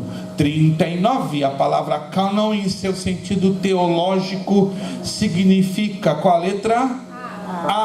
A coleção completa dos livros divinamente inspirados. 40, os dois principais materiais primitivos em que a Bíblia foi escrita foram B, papiro e pergaminho. Para alguém que ficou perdido na poeira, repetindo os números e as suas letras: 27 B, 28 C, 29 A, 30 B, 31 D, 32 B, 33 C, 34 A, 35 A, 36 D, 37 B, 38 A, 39 A, 40 B. Tudo certinho? Todos acertaram? Maravilha! Estudem essas 40 questões, lembrando que vamos extrair 12. Dessas 40, 12 vão aparecer na provinha. Sim, minha irmã? Você vai extrair o conteúdo ou a pergunta? Tal qual está aqui as 40, eu vou tirar somente 12. Não vou tirar de nenhum outro lugar, senão desse conteúdo de 40. Sim, meu irmão? Quais são as 12 mesmo? Poderiam ser as 12 tribos de Israel, poderiam ser os 12 apóstolos, poderiam ser as 12 pedras que compõem a Nova Jerusalém. Fica a sua escolha. Mas dessa revelação, por enquanto, é mistério, né? Que vai ser revelado às 9h30 da próxima quinta-feira, dia 9. Então fique ligado que o mistério vai ser revelado. Amém, irmãos? Quem não faltar quinta-feira vai dar esporte, né? Olha, uma boa sugestão que o irmão Wilson está dando. Está sendo muito boa essa sugestão. Gostei, irmão Wilson. Eu sei que alguns alunos poderão eventualmente não poder vir, né? Mas os que vierem, já vou dar 25 pontos de bônus. De bônus. Tá? E eu sei que eventualmente algum aluno poderá ter uma situação de saúde, de trabalho pessoal. Tudo bem, aí daremos uma segunda chamada. Mas os que puderem estar aqui, ficamos assim fechados, todos ganharão, além da pontuação normal, mais 25 pontinhos. Amém? Então não tem como você ficar a desejar. Sim, irmão Fábio? Eu vou ficar com a média 125. Como que é? Vou ficar com a média 125. Olha, para o irmão ficar com a média 125 tem que ser 100. Aí sim. Aí esses 25 transferimos como crédito para a próxima matéria. Boa abordagem do irmão Fábio. Se alguém exceder o fechamento de 125, 25 então é transferido para a próxima matéria. A gente faz isso geralmente com as outras turmas, né? Não são muitos, mas nós temos aí uma dúzia de alunos que excedem. Então as notas excedentes são para transferir, é uma coisa justa, né? Para a matéria seguinte. Vamos continuar então, meus irmãos? Vamos fechar essa parte que está aqui. Não vou, claro, terminar todos os slides. Eu quero fechar com vocês algumas importantes abordagens. Eu quero iniciar a visão do Novo Testamento, que a gente vai terminar na próxima aula. Deixa eu dar algumas informações importantes. Como vocês estão vendo, não é uma apostila muito longa, muito extensa, muito comprida, mas ela tem apenas como objetivo de ser uma bússola, um referencial. Fica então impossível trabalhar com toda a temática dela em 5 aulas, né? Porque bibliologia é muito extenso e vocês estão observado que é muita informação. Então a primeira matéria ela é bem técnica, então tudo isso que nós estamos estudando é o lado técnico, certo? Da Bíblia Sagrada. O lado teológico nós já vamos começar a conhecer a partir da próxima matéria, né? Os Evangelhos. Aí depois você vai conhecer em síntese do Antigo Testamento, que é uma visão panorâmica dos 39 livros do Antigo Testamento. Depois uma outra visão panorâmica já do Novo Testamento. Aí vamos cair em geografia bíblica. Aí vamos estudar soteriologia, a doutrina da salvação. Essa matéria vai ser impactante, já adianto. Vai ser uma apostila fininha, você até vai se surpreender. Fininha mesmo, pequena, de poucas páginas, mas um conteúdo bruto, maravilhoso. Vamos entrar assim de cabeça numa profundidade que talvez nenhum de nós estávamos acostumados a estudar sobre a doutrina da salvação. E outra matéria que também vai chamar muita atenção é evangelismo e missões. Então cada matéria que nós vamos avançando vai abrindo uma cortina completamente diferente, tá? Então a partir da próxima as matérias vão ganhar mais o cunho teológico. Esta, como é a primeira, né, sendo bibliologia, ela tem um cunho bastante técnico. O irmão Alessandro levantou a mão. Não, isso aí. Ecos e missões é a terceira, né? Como? A terceira matéria? Não entendi. Evangelismo e missões. É a quinta. É a quinta. Olhando pelo programa, podem conferir se eu não estou enganado. Não sei se a minha memória ainda está funcionando às 10 da noite. É a sétima? Então, depois de soteriologia, qual seria a geografia? Não, depois de soteriologia, evangelismo e missões. Então vai ser a 7ª matéria. Maravilha, maravilha. Vamos lá então. Vamos aqui sobre a terminologia da Bíblia. Depois eu vou finalizar a aula já encostando na página que fala sobre o Novo Testamento, que eu quero dedicar um pouquinho à próxima aula, que vai ser a final, e entre 9h30 e 9h35 nós passamos então para a provinha. O termo filho, em inúmeras passagens bíblicas, tem um sentido mais amplo de descendente. Veja como desaparecem aparentes contradições, como nos exemplos abaixo. Há no teu reino um homem que tem o espírito dos deuses santos. Nos dias de teu pai se achou nele luz, inteligência e sabedoria, como a sabedoria dos deuses. Teu pai, o rei Nabucodonosor, sim, o teu pai, o rei, constitui o chefe dos magos, dos encantadores, dos caldeus e dos feiticeiros. Daniel 15:11. Belsazar, olha que interessante, não era filho de Nabucodonosor, mas de Nabonido. Pai aqui tem o sentido de ancestral. O mesmo acontece com outras palavras como irmão, Israel, dias, príncipe, anjo, lei, mandamento e outras. Saber o significado das palavras de maneira como são usadas pelos escritores é de grande valia para o estudante da Bíblia. É aquela expressão muito conhecida no Novo Testamento, né? O cego Bartimeu gritou: Jesus, filho de Davi, tem misericórdia de mim. Literalmente, Jesus era filho de Davi? Não. Esse filho quer dizer descendente de Davi. Então a palavra filho ela tem que ser muito cuidadosamente avaliada no seu contexto, para nós não darmos uma interpretação falsa ou até mesmo contraditória. A mesma coisa acontece com a palavra pai, nesse texto que aqui mencionamos de Daniel 15:11. Outro caso interessante é o das genealogias de Jesus encontradas em Mateus e em Lucas. Quem de vocês, por curiosidade ou por necessidade da leitura bíblica, já passaram pelas genealogias de Jesus em Mateus e em Lucas? Quem já teve essa experiência? Já perceberam que são bem diferentes? Tem traços de similitudes ou de semelhanças, mas se você coloca lado a lado, elas são muito diferentes. A genealogia de Mateus, ela traça o quê? O perfil biológico de Maria, ou da família de Maria, e a de Lucas, a de José. E tem uma razão, né, que a gente vai falar isso em luxo de detalhes quando estudarmos a matéria, os evangelhos. Olha só, Lucas não apresenta a genealogia de José, eu falei ao contrário, né, de propósito, mas de Maria. O nome de José a substitui aí, porque uma genealogia ordinariamente inclui o nome do pai, ou avô, ou bisavô, etc., da pessoa em questão. Olha que interessante. Pelas profecias, Jesus viria de mulher. Convém ainda saber que as genealogias não são ordinariamente completas.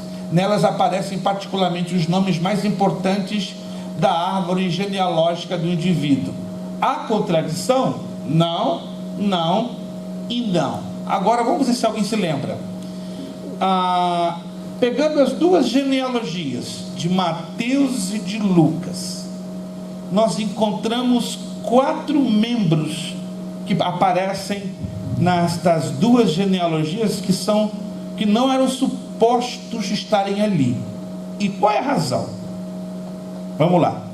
Se alguém consegue se lembrar da leitura da genealogia de Mateus e de Lucas, aparecem 4 pessoas, 4 personagens que, por uma questão lógica, tanto teológica como étnica, não deveriam estar ali, mas estão, e tem uma razão e tem um porquê. Quero dar 50 pontos para o aluno que me disser. Tem 4 pessoas.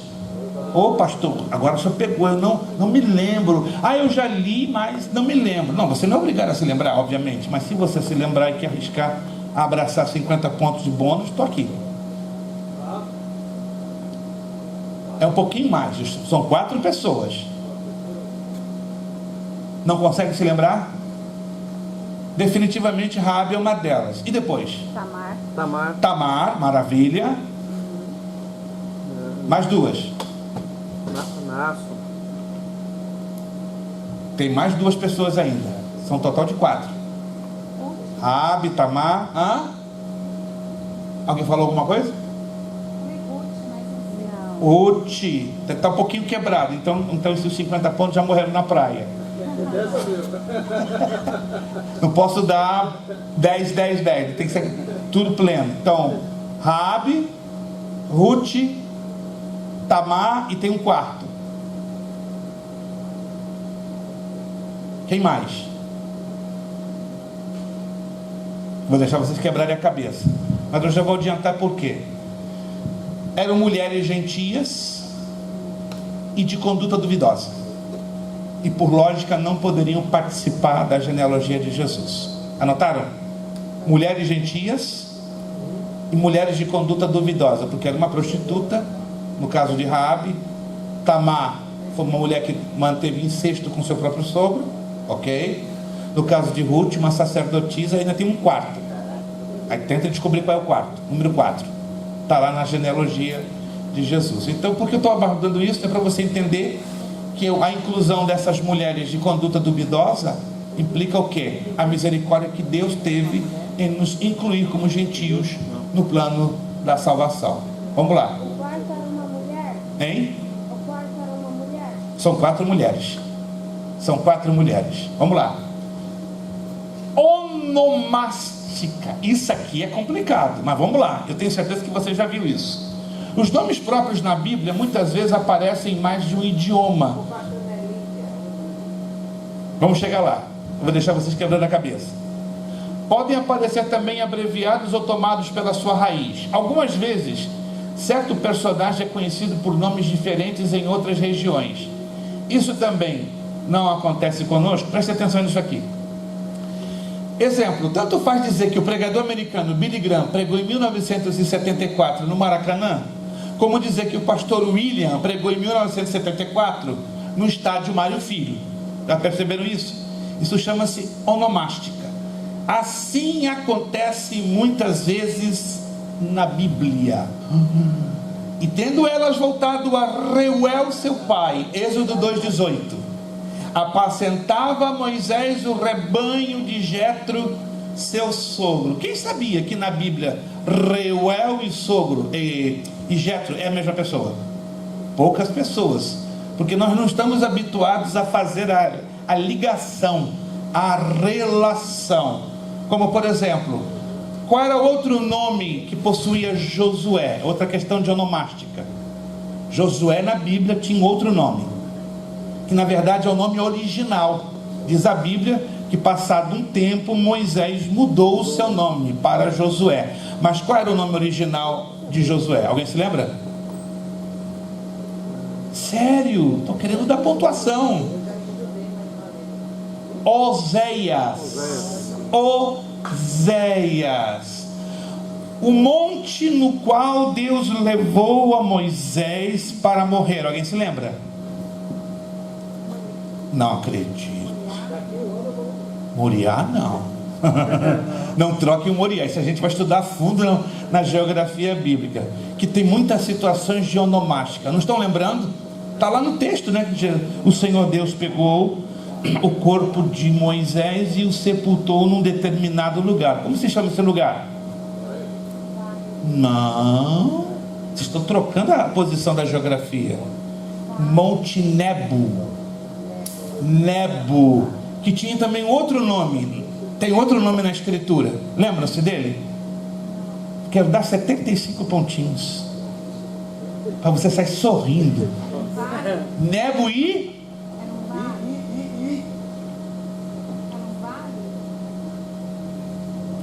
Pisga.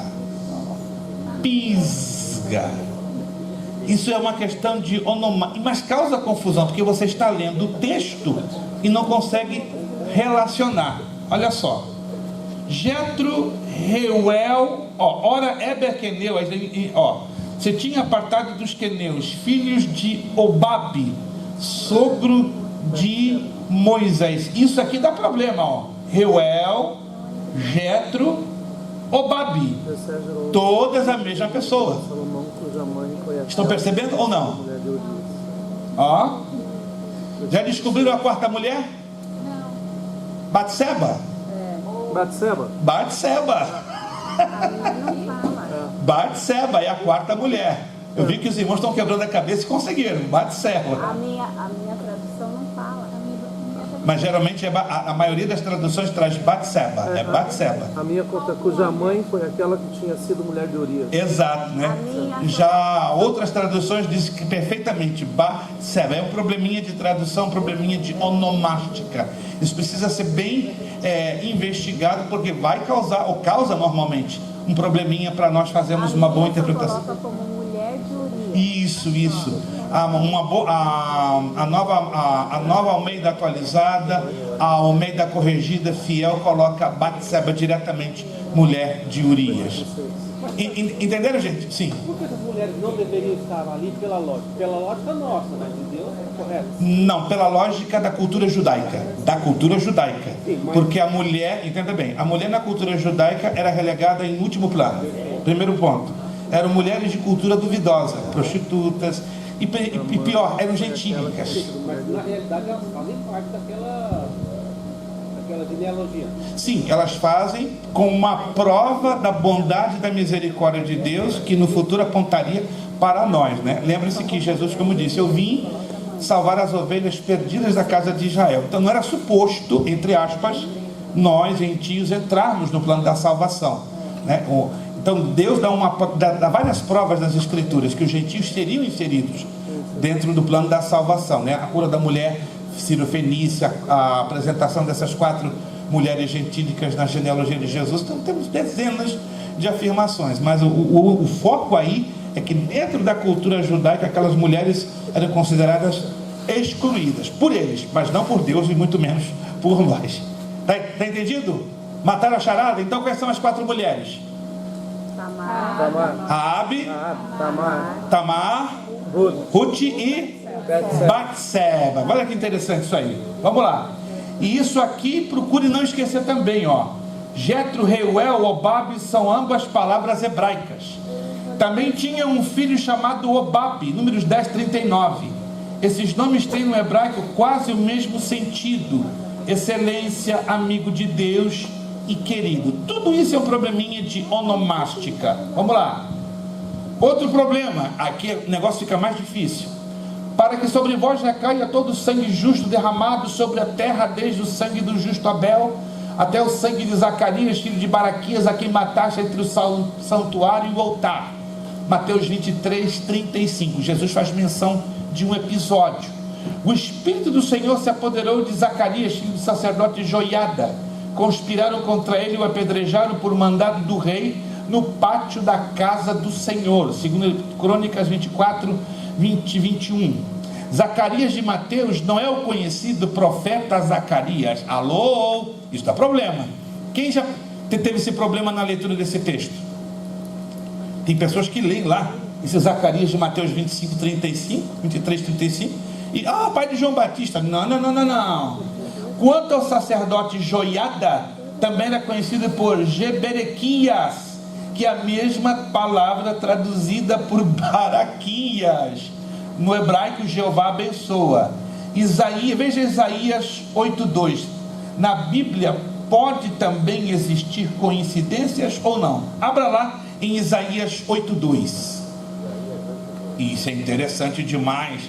Irmãos, nós temos um livro muito rico. Ele é tão rico que nem uma vida inteira é suficiente para conhecê-lo. Capítulo 8, versículo 2. Como testemunhas fidedignas, chamei o sacerdote Urias e Zacarias, filho de Geberequias. Aí está. Agora anote aí, já que estamos falando de onomástica e de curiosidades bíblicas. O verso 1 de Isaías capítulo 8 traz o nome mais longo que lemos na Escritura, o nome próprio mais longo da Escritura. Há traduções que dão a tradução literal deste nome, e há outras traduções que dão o nome em hebraico. Vamos lá, quem de vocês tem essa tradução? Está lá em 8.1. O senhor quer a tradução? Tem traduções que dão a tradução, e tem traduções que dão um nome extenso, que é o nome do filho do profeta Isaías. É rápido, despojo, presa, segura. Isso, rápido, despojo, presa, segura. Mas tem uma tradução que dá o nome dele em hebraico. Quem tem essa tradução? Maer Salau Asbas. Repita, por favor. Eu gostei da pronúncia do pastor. Maer Salau Asbas. Maer Salau Asbas, né? A pronúncia do pastor é excelente para hebraico. Pastor, acho que vou pegar o senhor como aluno de hebraico. Eu quero ser aluno também. Aí uma abracadabra. Não, vai ser fantástico. Vamos lá no futuro, com a ajuda de Deus, né? Quem sabe, né? Mas é matéria do bacharel em teologia. Mas vamos chegar lá aos pouquinhos. Anotou aí então? Isaías capítulo 8, versículo 1. É o nome masculino, o nome próprio mais longo da Bíblia, que é o nome do filho do profeta Isaías. Anotou? É uma curiosidade, mas é necessário que nós a conheçamos. Vamos lá. 10 minutos, nós estamos terminando. Pessoa. Como prestar muita atenção quando do estudo da Bíblia para a pessoa a quem o texto se refere? Aparecem nas páginas das Escrituras pessoas com nomes iguais e que viveram no mesmo tempo. Isso dá confusão, preste atenção. Um pouco de cuidado na investigação revelará de quem se trata. Olha, escute essa. Exemplos: fazendo passar ao fio da espada Tiago, irmão de João. Atos 12:2. Depois que eles terminaram, falou Tiago dizendo: irmãos, atentai nas minhas palavras. Atos 15:13. Um pastor entrou em parafuso. Peraí, o homem ressuscitou? Mas por quê? Ele foi morto à espada em Atos 12:2, mas ressurge em Atos 15:13. O que é isso? Então vamos lá. O Tiago de Atos 12 é o filho de Zebedeu, enquanto que de Atos 15 é o irmão do Senhor, o mesmo que escreveu a epístola do seu nome. Ainda havia outro Tiago dentre os discípulos de Jesus, Tiago o menor, filho de Alfeu. Da mesma maneira, ocorre com os nomes de Maria, Simão, José, Jacó e outros. Então isso causa um pouquinho de confusão. Agora, no Novo Testamento, é só para deixar você bem alerta, tem um nome de um personagem, isso lá no Novo Testamento, que ele aparece no livro de Atos dos Apóstolos 2 vezes, só que em um capítulo ele é diácono, e no outro capítulo ele é evangelista. Quem é esse personagem? Ou nunca ninguém leu isso? É bem interessante. Em um capítulo, ele é diácono, no outro ele é evangelista. E por que isso? Vamos lá. Ninguém consegue se lembrar? Atos dos Apóstolos. Muito interessante isso. Causa um pouquinho de confusão. Abra lá em Atos capítulo 6, versículo 5. São dificuldades que atrapalham um pouquinho na interpretação da leitura, quando você está lendo o texto bíblico. Atos capítulo 6, versículo 5. Alguém pode ler o texto para mim, por favor, em voz alta? Atos 6, 5. O parecer agradou a todos. Então elegeram Estevão, homem cheio de fé e do Espírito Santo. Filipe, Prócoro, Nicanor, Timão, Pármenas e Nicolau, prosélito de Antioquia. Nós temos então aí a eleição dos 7 diáconos da igreja primitiva. Confere, gente? Confere, sim ou não? Esse texto nos mostra perfeitamente quando os 7 diáconos foram eleitos, constituídos na igreja primitiva. Então aí eles receberam um cargo, um ofício de se tornarem diáconos. É o que nós chamamos de título. Agora abra lá em Atos 21, 8. Atos 21, 8. Alguém pode, por favor, ler para mim em voz alta? Atos 21, 8. No dia seguinte partimos e fomos para Cesareia. E entrando na casa do Filipe, o evangelista, que era um dos 7, ficamos com ele.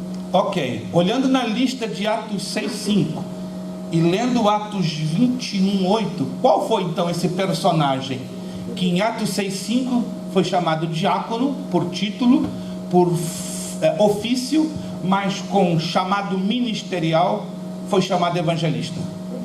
Filipe. É o mesmo. E como é que nós sabemos? O texto de 21:8 diz: o Filipe, o evangelista, que era o quê? Que era o quê? Um dos 7. Um dos 7 o quê? Diáconos. Então nós temos que fazer o que? A relação dos textos. Quem está me entendendo, gente? Os textos têm que ser comparados. Eles têm que sofrer uma coisa chamada conexão. E a conexão de um texto com outro é importante para que façamos a correta interpretação. Vamos lá, vamos para o próximo. Curiosidades da Bíblia. Isso aqui vai ser incrível. Os livros de Esther e Cantares não contêm a palavra Deus. Quem sabia disso? Os livros da Bíblia que não contêm o nome de Deus é Esther e Cantares. Sempre ficou aquela ideia, né? Só Esther que não contém o nome de Deus. Cantares também não tem. Procura, você não vai encontrar de jeito nenhum. Há na Bíblia 8.000 menções de Deus sobre vários nomes divinos e 177 menções do diabo sobre os seus vários nomes. Os slides, vocês sabem, né? Estão lá do grupo. Mas se você for lá do grupo e poder salvá-los, vai ser importante. A vinda do Senhor Jesus é referida direta e indiretamente 1845 vezes, sendo 1527 no Antigo Testamento e 318 vezes no Novo Testamento. Irmãos, só essa quantidade de vezes que menciona a vinda do Senhor Jesus, para mim, é o suficiente em crer que a nossa esperança é a sua vinda. Amém, irmãos? Se aparecesse 2 vezes eu já cria, mas Deus, para deixar bem claro, olha, o Senhor vai voltar, Jesus vai voltar, 1846, 5 vezes em toda a Bíblia, só que em 1527 no Antigo Testamento e 318 no Novo. Vamos lá. O capítulo 19 de 2 de Reis, anote aí, isso é fantástico, é idêntico ao 37 de Isaías. Por que disso? Uma questão de combinação de manuscritos. Muito curioso. As traduções da Bíblia até 1984 atingiram a 1796 línguas e dialetos. Estavam ainda cerca de 1000 línguas em que ela precisa ser traduzida. Isso em 1984, isso há quase 40 anos. Mas hoje a Bíblia já está traduzida em 2.824 línguas em 1467 dialectos. Isso é maravilhoso. É o livro mais traduzido em toda a face da terra. Nenhum livro ganha a proporção da Bíblia Sagrada. É o que está escrito no Salmo 119, verso 89. A tua palavra permanece eternamente nos céus. Os céus e a terra passarão, disse Jesus, mas as minhas palavras não haverão de passar. Nenhum livro na face da terra foi tão traduzido, tão publicado, tão odiado, mas também tão amado, tão estudado, tão querido, tão venerado, porque esse livro nos aponta um Salvador poderoso, um caminho único chamado salvação e eternidade com Cristo Jesus, e é o livro que fala 24 horas comigo e com você, porque é um livro vivo, vivo, vivo por causa do Espírito Santo que o inspirou. Amém? Amém. Meu Deus, teu amém está um pouquinho fraco, porque é 10 e pouca da noite. Mas vamos lá, já estamos terminando.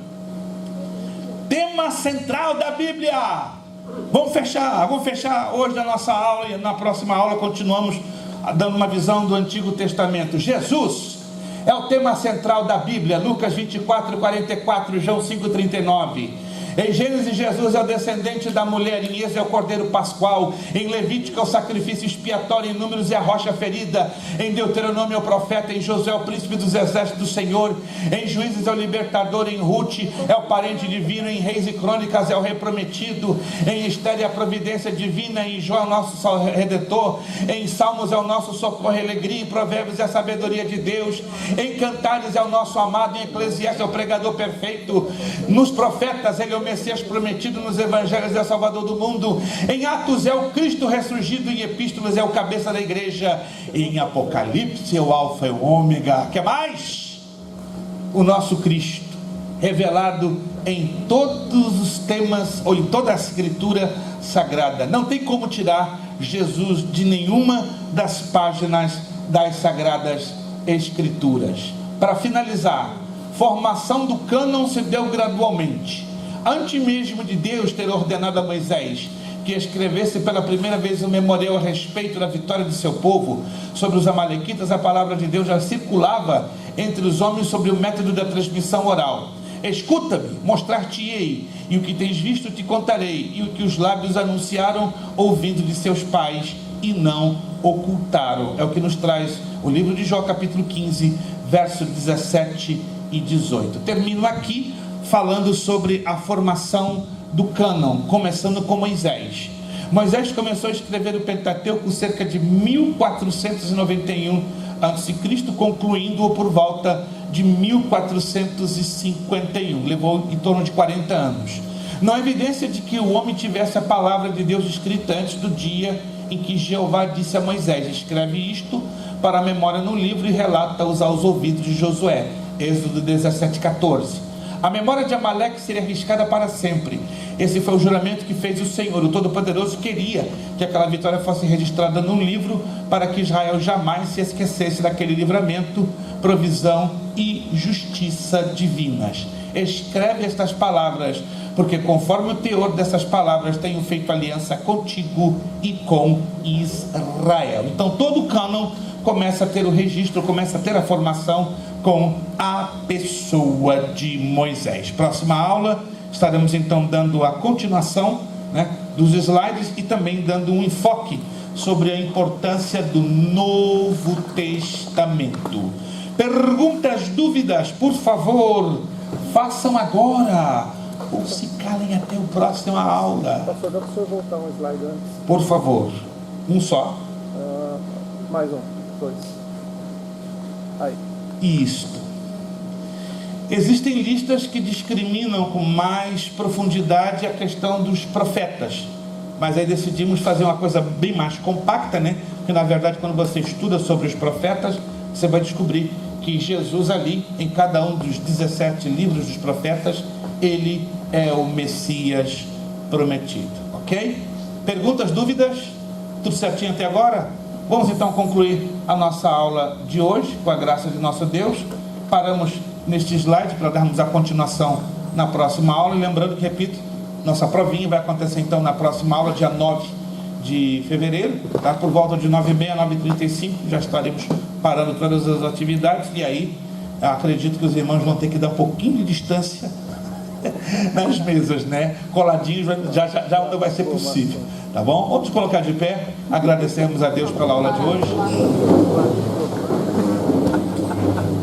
Dia de prova é dia de sorrisos, então os sorrisos vão chegar com muita força, amém? Vamos agradecer ao Senhor nosso Deus. Quero agradecer a você que veio, se esforçou, veio cansado do seu trabalho, veio com algumas lutas e dificuldades, mas com certeza Deus nesta noite falou, ministrou aos nossos corações através da sua gloriosa palavra. Vamos pedir, pastor Maurício, né, nos despedir essa nossa aula de hoje com a palavra de oração. Muito obrigado, Deus os abençoe, tá? Estejamos orando uns pelos outros e estejam ligadinhos, né, com as postagens que costumamos fazer, dando as melhores informações possíveis, né, sobre a matéria e sobre, claro, temas teológicos. Estaremos também postando essa semana melhores dicas de livros sobre a matéria de bibliologia. Pastor Maurício, então, por gentileza, nos agradecendo ao Senhor. Muito obrigado, Deus, por mais um dia de vida que o Senhor tem nos dado, e por esse privilégio, Senhor, de terminarmos esse dia na Tua presença, na Tua casa, aprendendo da Tua palavra, que é o desejo maior do nosso coração. Graças te damos, Pai. Obrigado, Senhor, por ter nos permitido, Senhor, vencermos o cansaço desse dia. Queremos lhe pedir, Senhor, que a Tua palavra, Senhor, ela nos revigore, Senhor, que ela encontre não somente nas nossas mentes, mas nos nossos corações, Senhor, cada vez mais, Senhor, um solo preparado para que ela cresça e para que venha dar frutos, Deus, e frutos bons para a glória do Teu nome. Te agradecemos pela vida do pastor Luiz Prestes, Senhor, por mais uma vez estar aqui conosco e permitir ser usado nas Tuas mãos. Rogamos a Tua bênção sobre a sua vida, Senhor, que tudo aquilo que ele precise, Senhor, que dos altos céus o Senhor responda e que nós possamos ver, Senhor, esses milagres acontecendo, Senhor, e celebrarmos junto contigo, Senhor. Assim queremos. Peço, Senhor, que o Senhor nos leve em paz até as nossas casas, nos proporcione, Senhor, uma noite de paz e de descanso, Senhor, e que amanhã a gente possa despertar, Senhor, com muita alegria e com a certeza que estamos mais próximos ainda, Senhor, da sua volta. Aleluia. Oramos, Deus, agradecido, Senhor, no nome amado de Jesus. Amém. Amém. Tome a mão do seu irmão, não dá choque não, né? Só dá choque de alegria e de graça. Vamos pronunciar o nosso lema: seriedade, compromisso, disciplina, seriedade, compromisso, disciplina, seriedade, compromisso, disciplina. É necessário que ele cresça e que eu diminua. É necessário que ele cresça e que eu diminua. É necessário que ele cresça e que eu diminua. E a Deus damos o que? A honra, a glória e o poder. Muito obrigado, Deus nos abençoe, boa noite, bom descanso, uma excelente semana e até a próxima quinta, se Jesus não voltar.